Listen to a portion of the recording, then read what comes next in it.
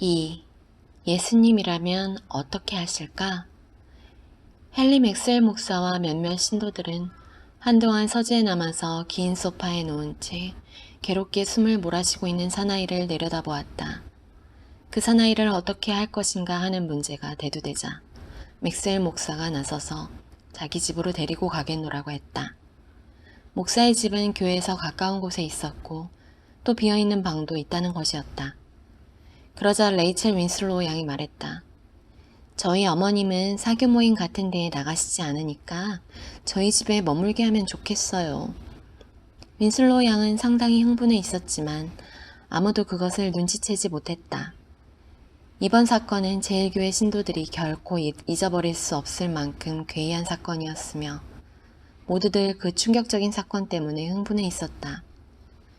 윈슬로우 양의 제의에도 불구하고 맥스웰 목사는 자기가 그 사나이를 돌보아야 한다는 주장을 굽히지 않았다. 들것이 도착하자 의식을 잃은 그 사나이는 사택으로 옮겨졌다. 그 사나이가 사택의 비어있던 방으로 옮겨지는 순간 헨리 맥스웰 목사의 인생에 새로운 장이 열리고 있었다.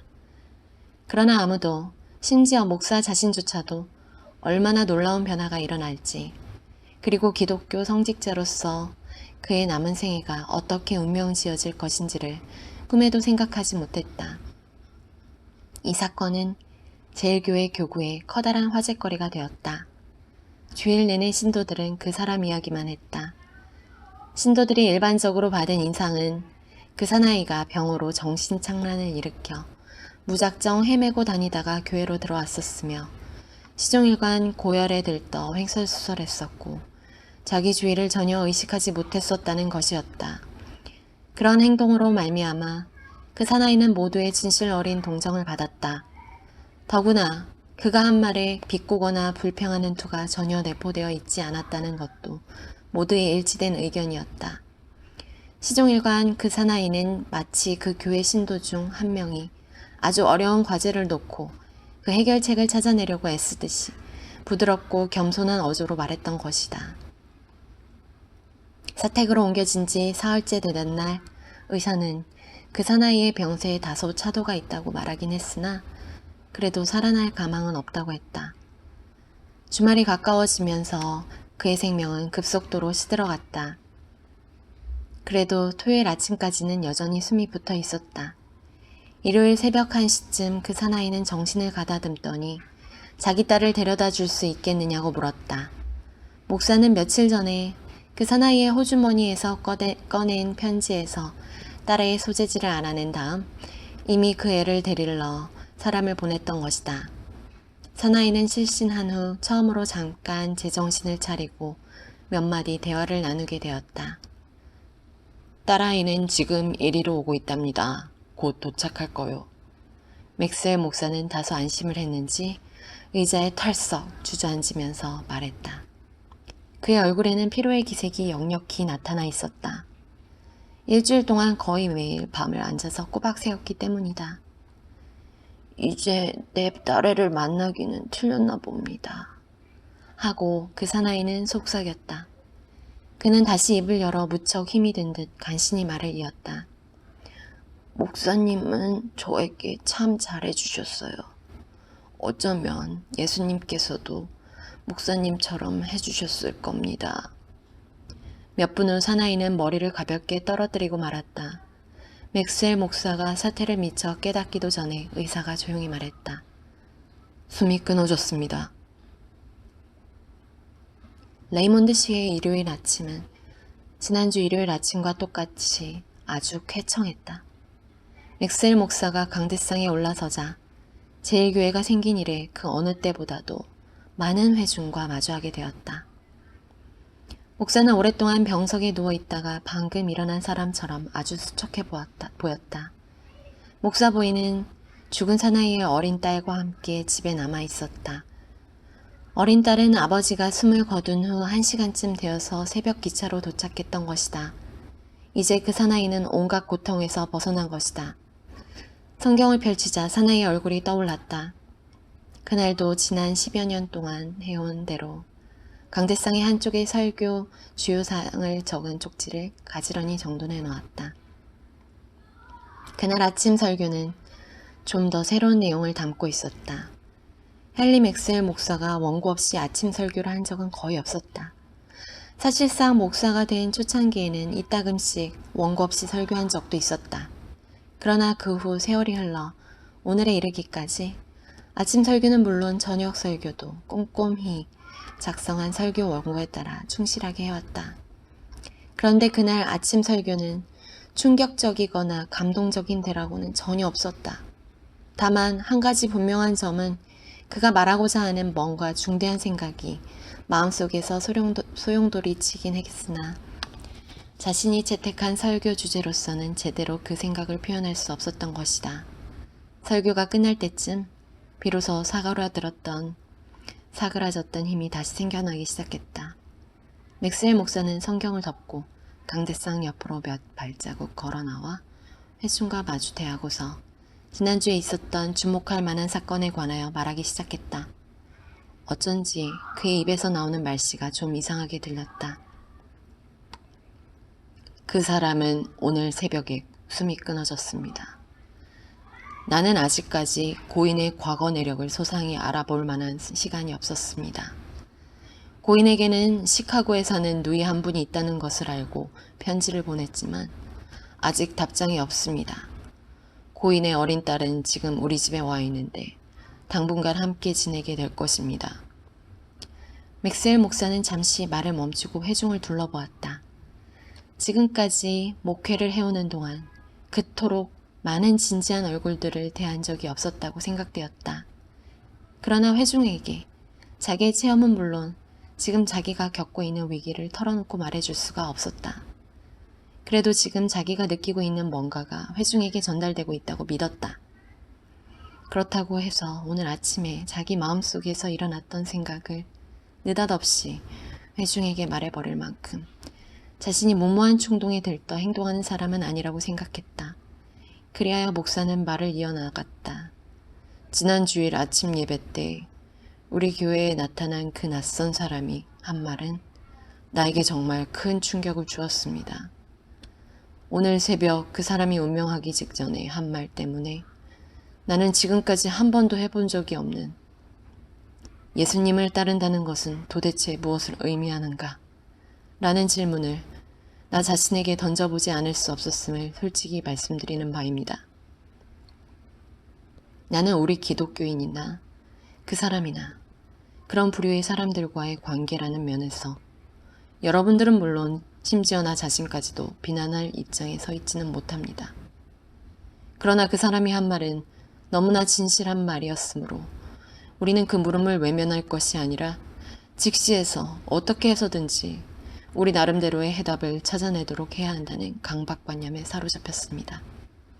만약 그 해답을 찾아내지 못한다면 우리는 그리스도의 제자로서 비난을 모면할 길이 없을 것입니다. 지난 주일 이곳에서 그 사람이 한 말은 우리 모두가 보고 느낀 바와 같이 기독교에 대한 도전적 성격을 다분히 띠고 있었습니다. 그날 이후 날이 갈수록 그런 느낌이 더욱더 강하게 내 마음을 사로잡았습니다. 그리하여 지금이 적절한 시기인지는 모르겠습니다만 지난 주일 이곳에서 우리들에게 던져진 질문에 흡족할 만한 해답을 마련해 줄 것으로 생각되는 한 가지 계획과 또 한 가지 목표라고 할 수 있는 것을 제안하고자 합니다. 헨리 맥스웰 목사는 말을 중단하고 회중의 표정을 살폈다. 제일교회에는 열성스럽고 진지한 남녀 교인이 몇 명 있었다. 레이몬드 데일리 뉴스의 편집인 겸 사장인 에드먼드 노먼의 얼굴도 보였다. 그는 10여 년 전부터 제일교회 교인이었다. 모두들 레이몬드의 쟁쟁한 저명 인사들이었다. 이를테면 알렉산더 파워즈는 거대한 레이몬드 철도 공작소의 소장으로서 전형적인 철도인이었고 마치 철도를 위해 태어난 사람 같았다. 레이몬드 교회에 자리 잡고 있는 링컨 대학의 도널드 마쉬 학장의 모습도 보였다. 그리고 밀턴 라이트, 그는 레이몬드 시내에 여러 개의 점포를 갖고 100여 명의 점원을 거느리고 있는 레이몬드 굴지의 상인이었다. 그리고 비교적 젊은 편이긴 하지만 특수외과 분야에서 그 권위를 인정받고 있는 외과 의사 웨스트 박사. 이미 한 권의 소설로 성공을 거뒀고 지금 새 소설을 집필 중이라는 청년 작가 야스퍼 체이스. 최근에 부친의 사망으로 100만 불의 유산을 물려받은 뛰어난 미모와 지성을 갖춘 처녀 버지니아 페이지 등이 그들이었다. 그런데 그 누구보다도 두드러져 보이는 사람은 성가대에 앉아있는 레이첼 윈슬로우였다. 그녀는 이 모든 회중에 큰 관심을 받은 때문인지 그녀의 독특한 미모가 오늘 아침에는 유난히 돋보였다. 제일교회의 이러한 구성원들로 보아 헨리 맥스웰 목사가 지난 주일에 느꼈던 바와 같이 자기 교구의 교인들을 생각할 때마다 흐뭇하게 느끼는 것도 일리가 있었다. 그날 아침 제일교회 교인임을 자랑스럽게 여기는 저명한 인사들의 모습이 많이 보였다.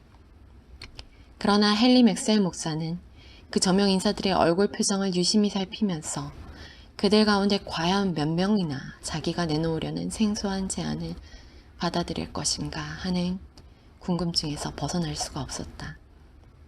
목사는 이따금 어휘를 신중히 골라 말하려고 말 사이사이에 잠시 쉬는가 하면 극적 효과를 최대한으로 거두려고 안간 힘을 다 쓰면서도 회중에게 전에 없이 강한 감명을 주기 위해 천천히 말을 이어나갔다.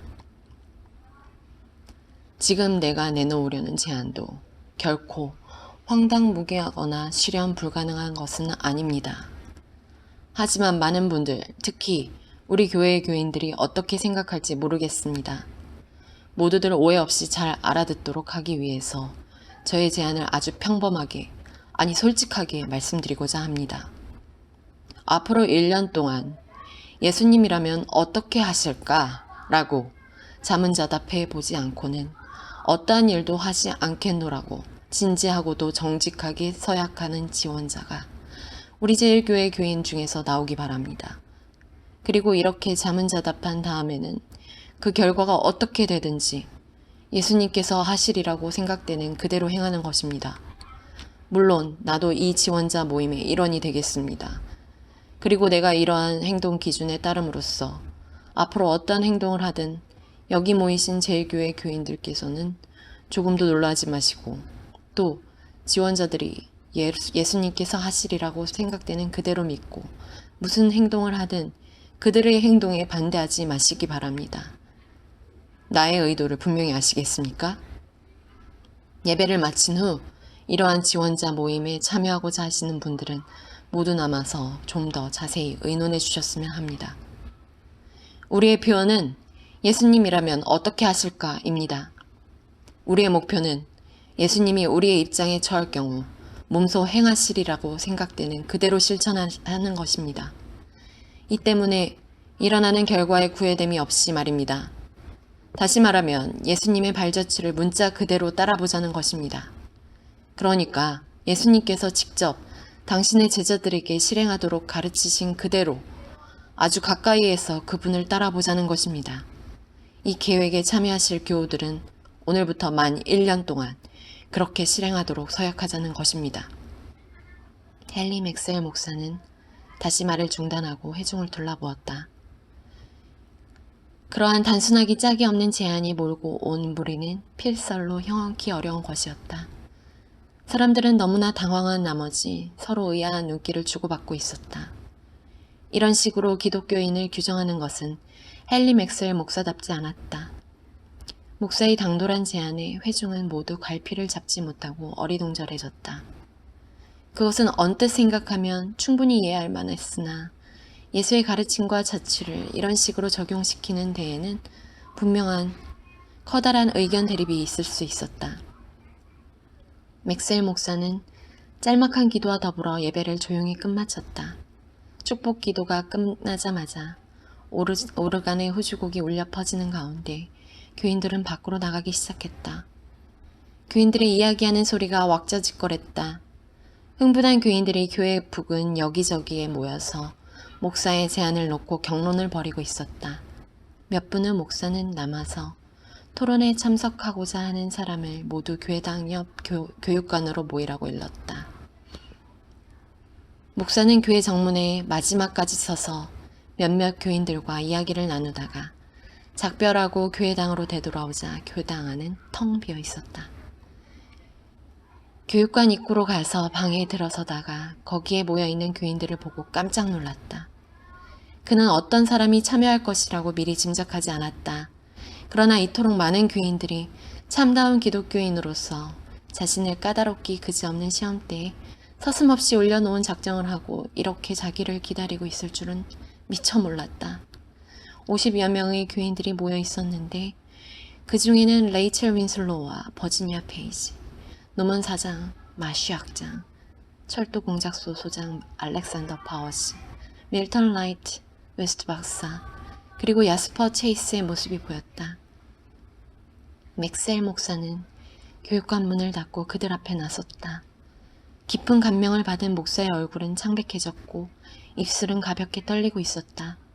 그 순간이야말로 그의 생애뿐만 아니라 그의 교구에 있어서 아주 중요하고도 어려운 고비였다.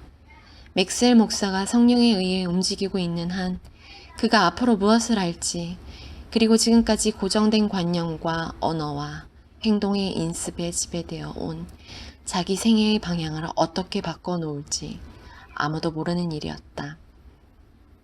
헨리 맥셀 목사 자신도 자기가 어떠한 위험한 고비를 지나가고 있는지를 전혀 의식하지 못했다.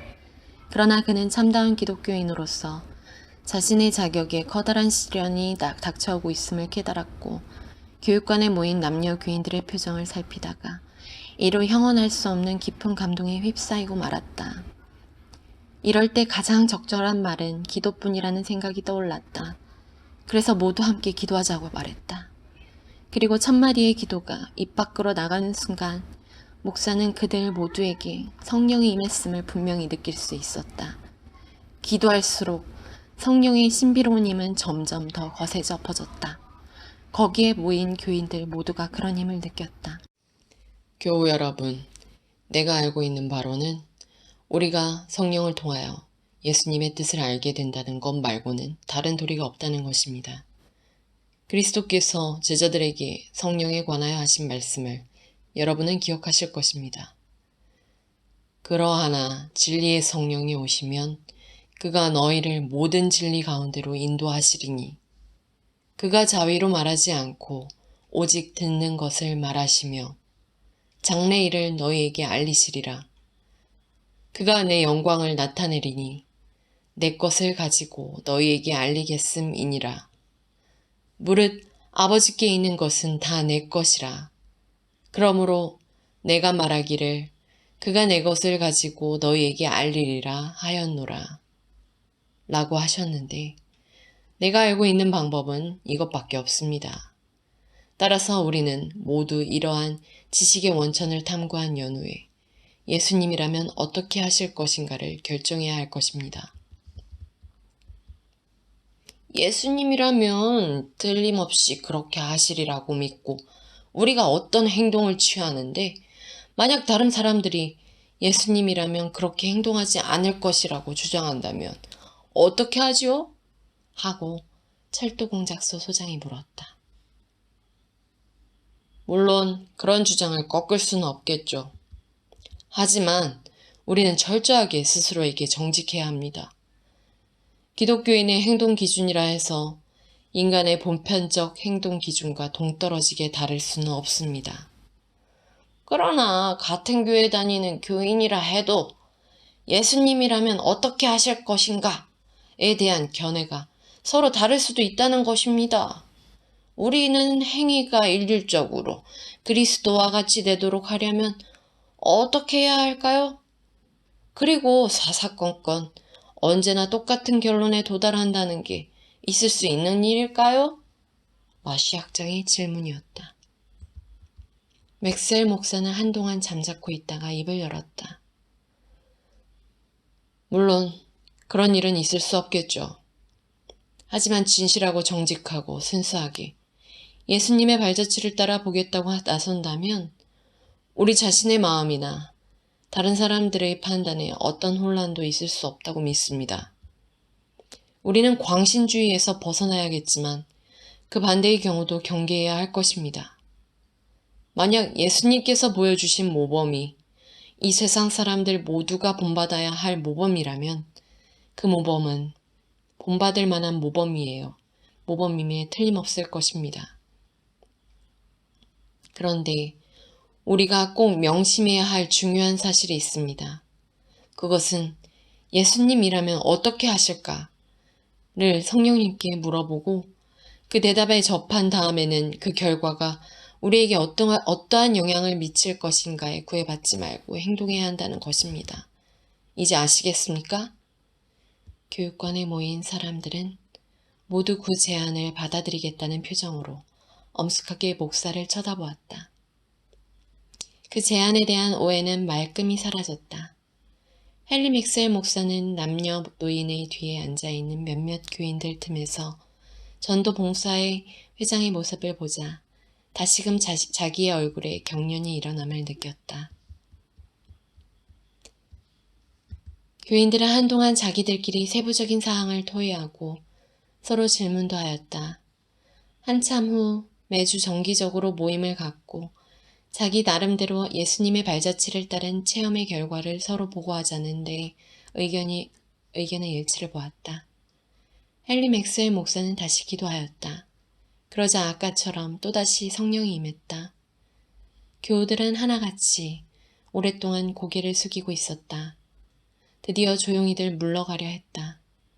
말로 형언할 수 없는 감동이 교육관에 서려 있었다. 목사는 나가는 교우들과 일일이 악수를 나눈 다음 교회당 강단 뒤에 있는 자기 서재로 들어가 무릎을 꿇었다. 그런 자세로 30여 분 동안 혼자 남아 있었다. 집에 돌아와서 고인이 안치되어 있는 방으로 들어갔다. 고인의 얼굴을 쳐다보면서 그가 힘과 지혜를 가져다 준 데 대하여 새삼스럽게 감사하며 진심으로 애도의 눈물을 흘렸다. 그러나 헨리 맥스웰 목사는 아직도 어떤 개혁의 움직임이 꿈틀거리기 시작한 것을 깨닫지 못하고 있었다. 그 움직임이 레이몬드 씨가 생긴 이래 한 번도 겪어보지 못한 일련의 기막힌 사건들로 확산될 줄은 정말 몰랐던 것이다. 기도가 끝나자 한동안 무거운 침묵이 흘렀다. 모두들 머리를 숙이고 있었다.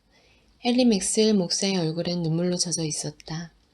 실제로 하늘에서 목소리가 울려 퍼지며 주의 발자취를 따르겠다는 그들의 서약을 직접 인정했다 해도 그토록 감명 깊게 하늘의 축복을 느끼지는 못했으리라.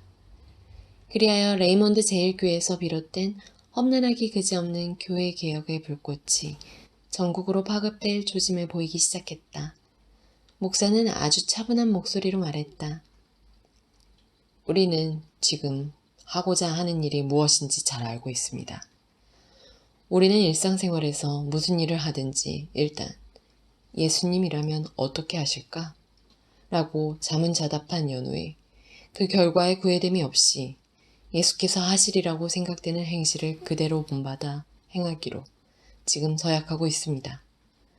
언젠가 때가 되면 지난 일주일 동안 내 생애 중 얼마나 어마어마한 변화가 몰아닥쳤는가를 말씀드릴 수 있겠지만 지금은 말씀드릴 수 없습니다. 그러나 저는 지난 주일 이후의 경험으로 말미암아 지금까지 기독교인으로서의 나의 삶에 너무나도 큰 회의를 느끼게 되었고 드디어 오늘 이와 같은 용단을 내리지 않을 수 없었습니다. 어찌 감히 나 혼자서 이 일을 해내겠습니까? 나는 이 모든 일을 해나감에 있어서 하나님의 사랑의 손길에 의해 인도받고 있음을 잘 알고 있습니다. 이와 똑같은 사랑의 손길이 여러분에게도 틀림없이 임하실 것입니다. 이제 우리가 하려는 일이 무슨 일인지 잘 아시겠죠? 한 가지 물어볼 게 있는데요. 레이첼 윈슬로우였다. 모두들 그녀를 쳐다보았다. 그녀의 얼굴엔 이루 형언할 수 없을 정도의 진실한 사랑이 깃들어 있어 아름다움으로 빛나고 있었다. 예수님이라면 어떻게 하실까? 라는 질문에 대답할 만한 우리의 지식이 너무나 보잘것없지 않는가 하고 생각되어요. 예수님께서 제 입장이라면 어떻게 하실 것이라고 저에게 확실히 알려주실 분이 있다면 과연 그분은 누구일까요? 그리고 예수님이 살아계실 때와 지금은 시대가 다릅니다. 더구나 예수님의 가르침에서 전혀 언급되지 않았던 까다롭고 복잡한 문제들이 이 문명 세계에 존재하니 제가 예수님이라면 어떻게 하시리라는 것을 어찌 알 수 있을까요?